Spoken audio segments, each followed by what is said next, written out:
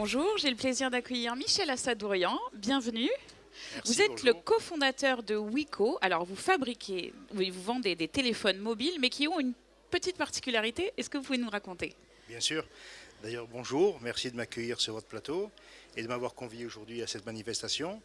Wiko est une entreprise, et je le dis souvent, et j'en suis très fier, marseillaise avant tout, qui a été créée en 2011 par Laurent Dan, notre président fondateur, et moi-même. Wiko, en fait, est le résultat, pour essayer de faire court, l'idée, en fait, à la base, est partie d'un constat simple. On s'est aperçu qu'il y avait une gamme de téléphones portables incomplète, avec un marché et un segment qui était un peu délaissé, à savoir les smartphones à moins de 200 euros. Donc de là nous est venue une idée un peu folle, parce qu'il fallait être un peu fou pour en 2011 penser lancer une nouvelle marque de téléphone portable, française et marseillaise qui plus est. On nous a pris, comme on dit chez nous, un peu pour des fadas. Mais bon, on a osé le pari, on l'a fait. Et aujourd'hui, je suis fier d'avoir créé déjà 200 emplois à Marseille et d'avoir hissé Wiko à la 5e place européenne.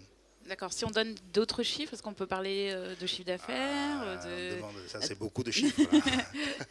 Non, Wiko représente en 2015, on a vendu à peu près 8 millions de téléphones portables. Oui. On est numéro 2 en France depuis 2013, derrière Samsung mais devant Apple. C'est quand même important de le dire parce qu'on le connaît peu. Wiko on a été les premiers à lancer un téléphone portable à moins de 50 euros, un 3G à moins de 50 euros, le premier 4G à moins de 100 euros. Et nous, on se qualifie souvent de marque anti-crise. Wiko a permis un peu de démocratiser la technologie, le téléphone, en désacralisant un peu cette technologie, en se concentrant sur l'usage. Parce que souvent, en fait, on voyait qu'il y avait une course effrénée à la surtechnologie, alors qu'avant tout, on se servait de téléphone pour téléphoner. Donc de là est né Wiko, avec surtout aussi, parce que c'est bien d'avoir une idée, mais il faut aussi des moyens. Et j'avoue que malgré le fait que je sois attaché à mon pays et à ma ville, on n'a pas trouvé de support en France. On s'est tourné vers la Chine, parce qu'avant tout c'est une histoire d'hommes.